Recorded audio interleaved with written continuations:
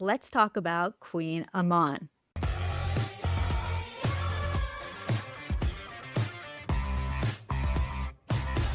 Welcome back to Sprung on Food. I'm your host, Kae Sprung. This season, we're talking about favorite foods, the history behind it, and the role it plays in the world today. Joining me today is comedian Negin Farsad. Negin, welcome. Hello, thanks so much for having me. Well, I am very excited that you are here. You are a hilarious person, and I really do want to hear about your particular favorite food, which is Kouign Amann. Tell me about your relationship with this food and why is it your favorite? It's so funny because right before we got on this call, my husband was making himself some lunch and he asked me just out of the blue, if you had to pick between two things like chocolate or cheese, what would you choose? And I said, oh, I would have to choose cheese because I just can't have that much sugar. Like I just can't have that much sugar. And I think that, and so because like it ultimately like, it gives you a headache or whatever. And I think the thing about Kouign Amann, which makes it like such an ideal, like kind of a snack, is that it's a little sweet. So it kind of scratches that itch. Okay. But it's like ultimately just bread or something. But it's also, which by the way, also not good for you. Like I recognize it's not, this isn't like what's good for you, but it is something that I think about a lot in a treat way. But it's not so sweet that it like, and it's got that caramelized kind of texture with the crunchiness on the outside, So I think that's really fun. And the spelling of the word makes no sense, which I think is just fun on its face. Listen, you really get to know how well a person is versed in certain foods by how I remember when quinoa first came onto the scene in a very big way, and you could just tell right away who's had it and familiar and not, because people were saying quinoa and you were like, oh, no, peasant, you haven't had this before. Yeah, exactly. Now, did you always know how to pronounce Kouign Amann, or did you try it, then you phonetically tried to do it? Was that... Well, also, I want to say that, like, what's the bakery, the famous bakery that's known for the cronut? Dominique Ansel. Dominique Ansel. So Dominique Ansel has something called the DKA, which is essentially the Kouign Amann. Yes. But they call it the DKA, which I don't even know what that stands for. Dominique's Kouign Amann, and I'm 100% serious. Yes. I never put that together. Dominique's Kouign Amann. Okay, that makes sense. Yeah. So I think I was first introduced to the Kouign Amann potentially at Dominique Ansel. And I thought that they were called DKAs for like a long time because I didn't know. And then I saw them pop up everywhere. And then I was like, oh no, it's this other word. And so then I just sort of didn't say it for a long time because I knew. I was like, let's best not to say it. And then by the way, this is coming from a woman named Negin Farsad. Like my name is the Kouign Amann of names, Should that be in your bio of everything you have? I love that. Yes, take it and run with it. Yeah. Some people were like, oh, I remember just being a baker. They're like, it's just Kouign Amann. And I was like, oh, that's easy, And then I started duh. And so then I just started being real confident about it, real cocky about it, like as if I had already always said it. You have to fake it until you make it. Exactly. Yeah. Yes, it is not an intuitive name, but it does have a very rich history behind it. So I think to appreciate our food, we've got to know where it came from. So let's jump in. Yeah. Our story begins in the early 1800s on the coast of Brittany, France. Brittany is a region known for three things: salted butter, ancient traditions, and a very serious commitment to carbs. Here, butter is practically a lifestyle, and they needed it too because Brittany's rocky soil and constant rain made farming anything other than grass tricky. So bakers focused on what they did best: butter. Enter Yves René Scordia, a humble baker from the coastal town of Douarnenez. Legend has it that sometime in the 1860s, Scordia faced a baker's dilemma. He was running low on flour, but where he lacked flour, he had plenty of butter and sugar, as all Britons do. So, like any great culinary innovator, he improvised. He layered and folded a bit of dough with all the butter and sugar he could muster, like he was making a pastry house of cards. By the time he was done, he'd created a golden caramelized marvel. He named his creation Kouign Amann, Breton for butter cake. And let's be honest, butter cake doesn't quite do it justice. This was practically butter in pastry form. But simplicity is its charm. Negin, have you ever improvised in the kitchen and come up with something amazing by mistake?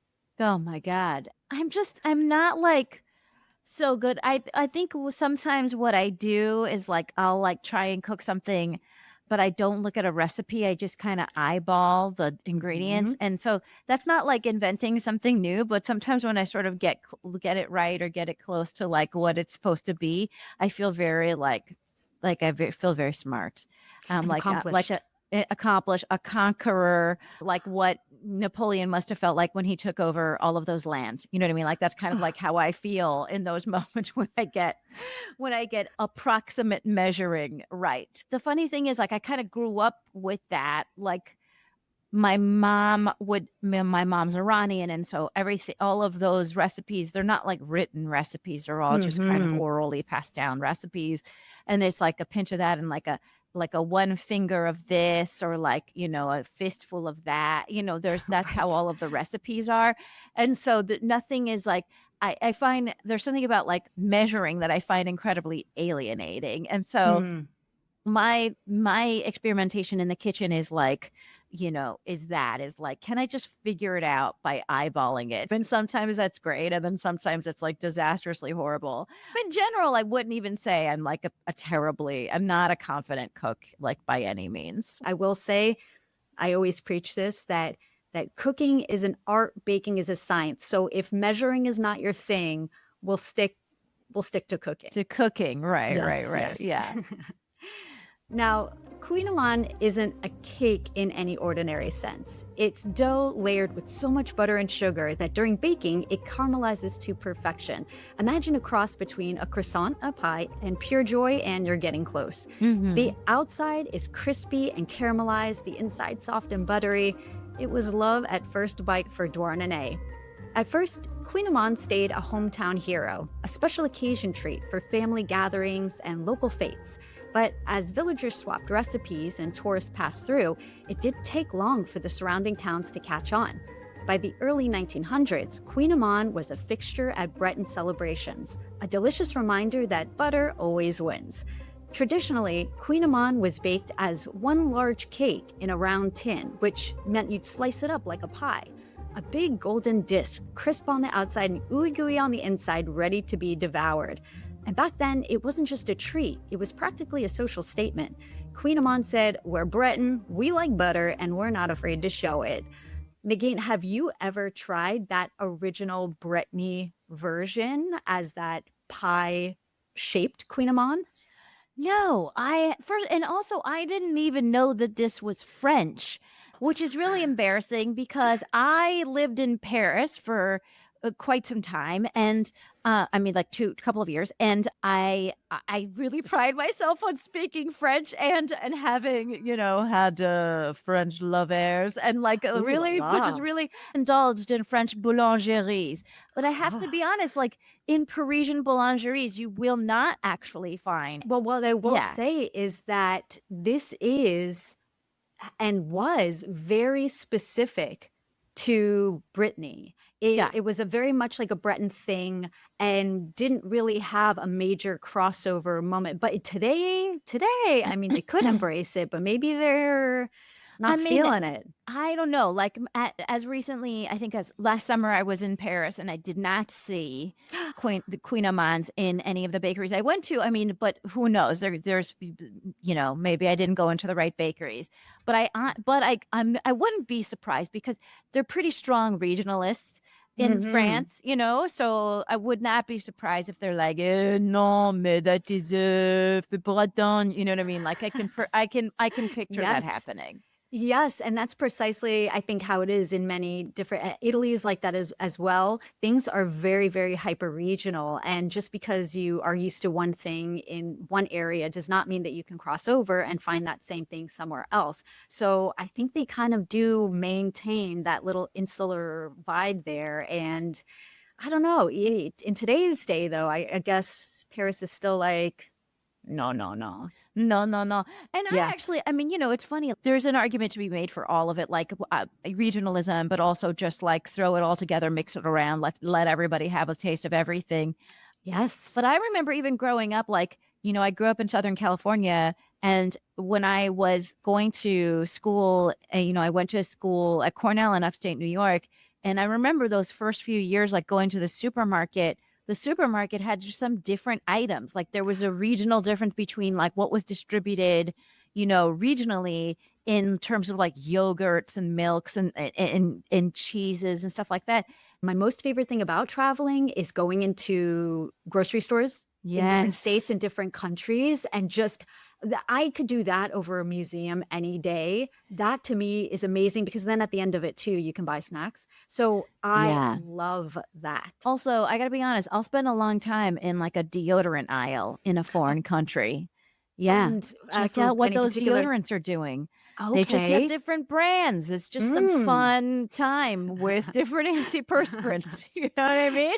Now, are you looking predominantly at just the different scents or the ingredients, maybe? Yeah, the Because different maybe scent. Well, I all the wish I was above. sophisticated enough to understand ingredients in deodorants, Okay, but I would so it's say more about the sense. I'm more just looking at scents and methods of application, your Uh-huh. sprays, your roll-ons, your Ah, smear-ons. Is that one of them? is that a thing? I don't Like a know. paste The glue with paste, a yeah, brush? that. Oh dear. Tell me what country that's in. I'm there. But Amazing. it is interesting to see, like, yeah, that kind of product difference when you go to those supermarkets. 100%. I think you can really get to know a culture through their grocery stores. Yes. Well, let's fast forward to the 20th century when tourists started wandering into Brittany, drawn by the coastline and that buttery aroma wafting through the town squares. As more visitors experienced Kouign Amann, word started to spread. By the 1970s, this humble pastry was turning heads and melting hearts far beyond Brittany. Well, not Paris, apparently, but Yeah. and then in 2010, Kouign Amann got its big break in the United States, thanks to The Best Thing I Ever Ate on Food Network. Suddenly, America's curiosity was piqued, and Kouign Amann went from small town French treat to overnight sensation. Bakers who'd only been making a few batches were soon fending off hordes of Queen obsessed fans. Trader Joe's even started selling it frozen, and Starbucks joined in with Kouign Amann inspired pastry. It was like your quirky indie band suddenly hitting the Billboard charts. Kouign Amann was officially mainstream. Well, this wasn't just an American affair. Our story takes a quick detour to Montreal, the Paris of North America, where French-speaking pastry lovers took to Kouign Amann with Breton-level enthusiasm. Over at Patisserie Kouign Amann in the Plateau, they made it the traditional way, as a pizza-sized beauty sliced into triangular wedges. It's big, it's bold, and it's delicious. But the Kouign Amann fever didn't stop there. It crossed oceans and cultures, finding an eager audience in Japan, where French pastries are almost a national pastime. When our friend Dominique Ansel opened his Tokyo branch in 2015, fans lined up for hours. Oh, so this is where he called them the DKA? Well, his Spring Street location in New York was open quite a while before. So he Okay. already had that version. And then he said, you know who needs them? Japan. Japan. Yeah. And so he delivered. Back here in the States, we do things a little differently. We bake Kouign Amann in pastry rings or muffin tins, giving it that individual snack size appeal. Because why not? I'm deeply curious to know if that large size has any impact on the experience of it. Because I'm so used to the Mm. muffin size one, and I'm so used to having all of that surface area. So imagine you give up on surface area, right? When it's in the pizza size. Well, a little you bit. you just get a different distribution, I think, because you're cutting. So yes, you're not getting that, I think, circumference, like Right. crispness. You're getting the exposed sides, but I think Yeah. size-wise, you're probably getting, I don't know, if it's a generous slice, you're probably getting a little bit more. So what you lack in the sides, you make up for on the top and the bottom, and the Right. back maybe. So I guess it just kind of depends about the experience of the Kouign Amann that you're looking for. And the other interesting thing is, like, I don't know if you've ever had the experience of like having a bad Queen Amman. Oh, actually, yes. And there's something about it. It's like so much more disappointing than like having a bad muffin or whatever. Like, Yes. I don't know, because you just have this vision. You're like, I know what you could be. Mm, And when it's yes. bad, it's just like dry and crumbles off of it's like a terrible experience, making it like not even worth the bite. You know what I mean? Oh, If you yeah. have a bad Queen of Mind, don't I just think that's for compost.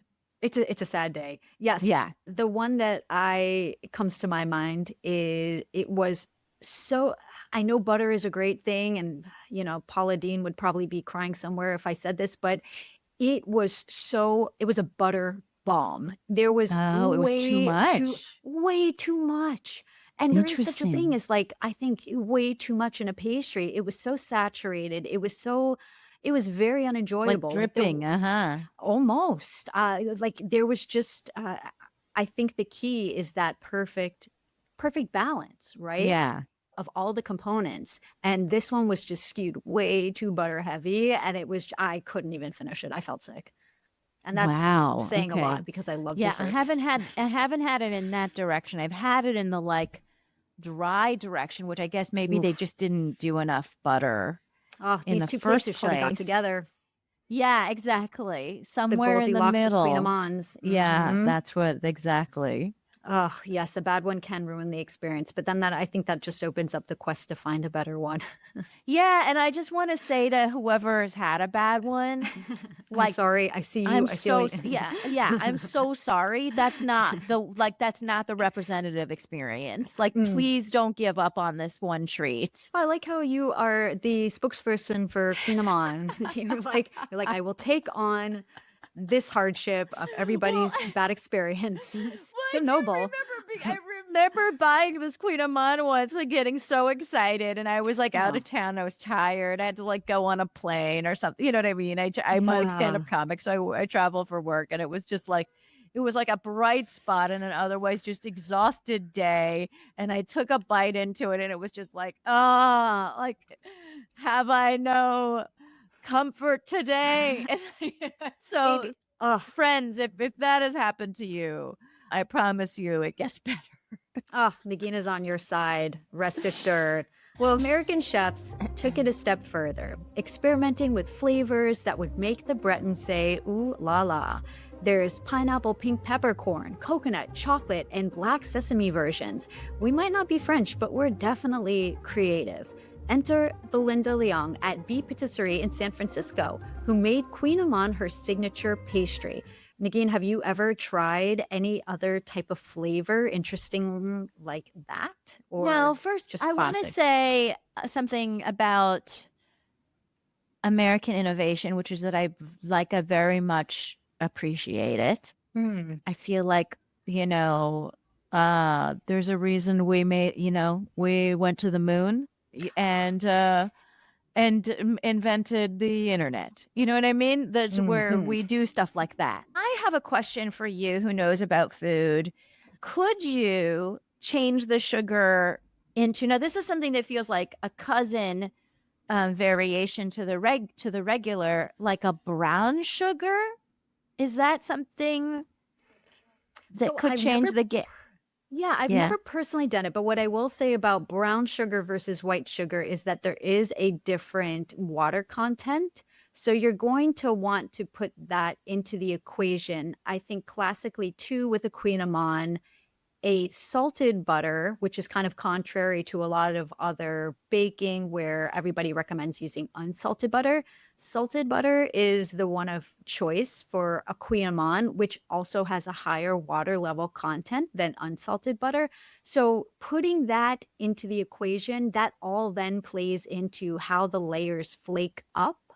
And so I'm sure somebody out there was bored one Has day and tried gave it it. a whirl and has tried it. I personally have not. You also may not totally need it just because the white sugar caramelizes on its own and brown sugar is basically just sugar with molasses.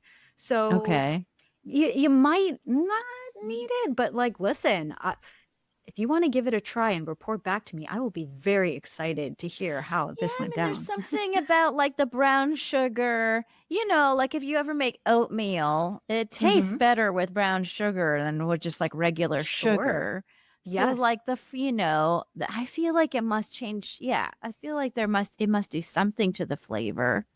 Yeah, it'll definitely give it, because of that molasses, it'll definitely give it a warmer, richer flavor. But because of this specific application, I don't know. Might be great. Yeah. We might have to try it, Yeah. Well, right? There's no, hey, you got, hey, B Pastry, are you guys listening after I insulted your innovations? Well, I'll send them a edited version of this podcast specifically, or just an audio clip of the complimentary part, Yeah. and then we'll see if they'll make it, and then over to the West Coast we go. Indeed. Well, there you have it. The incredible journey of Kouign Amann from a Breton village treat to a worldwide sensation. Proof that sometimes all it takes is a little butter, a little sugar, and a lot of love to create a pastry that crosses cultures and continents. So the next time you bite into a crispy, buttery Kouign Amann, remember that you're eating a piece of Breton's history. And maybe go ahead for another. It's what Yves René Scordia would have wanted.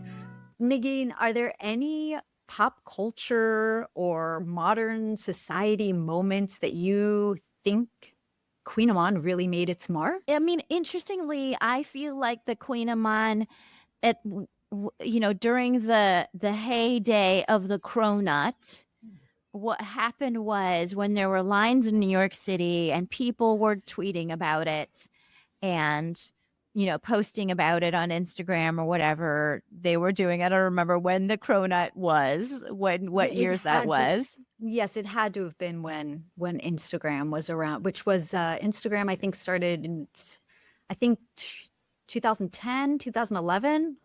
Yeah. So I want to say yes. So whenever the cronut craze happened, I think what happened was that like people couldn't get the cronut. They would stand in line and then they would run out. And so people would get the DKA instead. Aha, yes. So I feel like the cronut craze inadvertently was also a minor DKA craze, which was the Kouign Amann. So I feel like that it had its moment as like a secondary option to this fad. Yes, you are so right with this. I'm thinking about Yeah. it now, and I mean, have you ever had a cronut?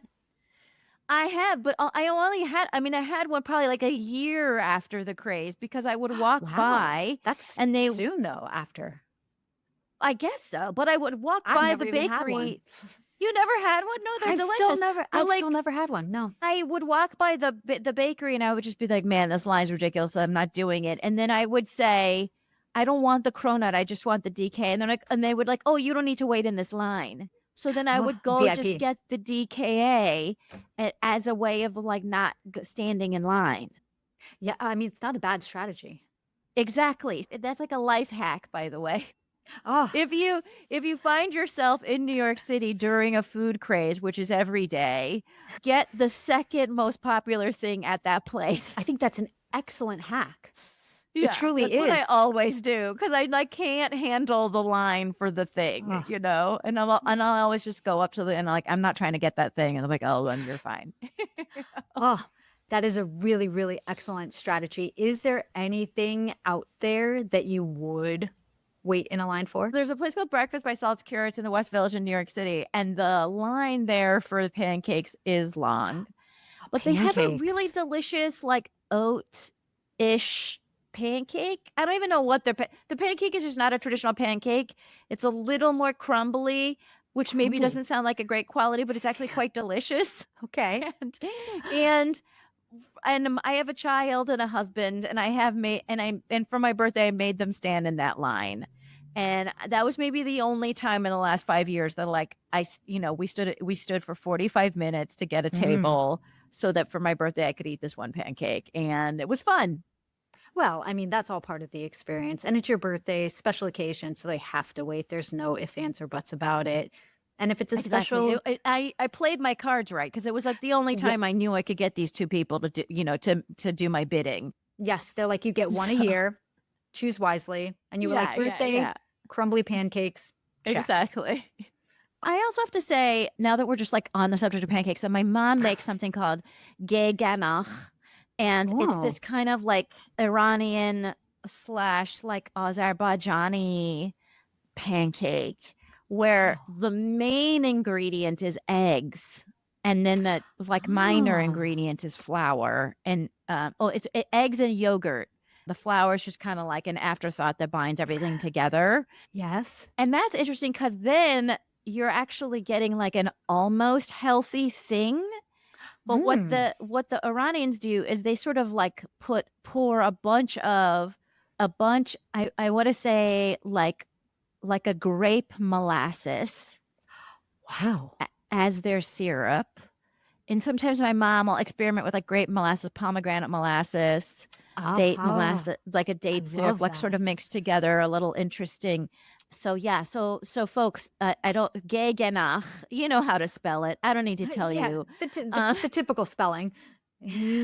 but it's great because it's like actually like a healthier pancake, and then minus the syrup, but it is a healthier pancake. It's got a ton of protein. It's made primarily with eggs and yogurt. Oh my Oh, and gosh. saffron. Whoa, Yeah, we the just Iranians added will throw another saffron into level. anything. Yeah, Yes, precious saffron. This sounds fabulous. it is. Is It's there really good.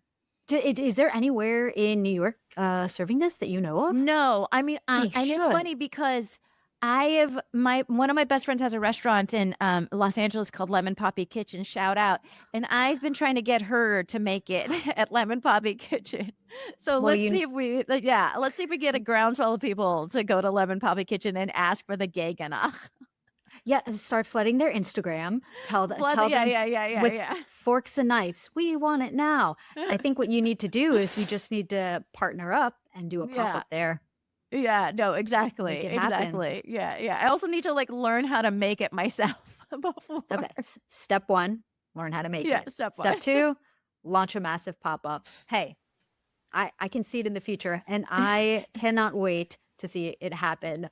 Negin, thank you so much for sharing your love of Kouign Amann and helping me share its story. Thank you so much for having me. This was so fun, and I'm so like I'm actually thrilled to know that it's French. It like confirms something deep in my soul about myself. The more you know. Thanks for watching. You can find links and more info in the description below. Don't forget to give this video a thumbs up and subscribe to the channel if you haven't yet. See you next time.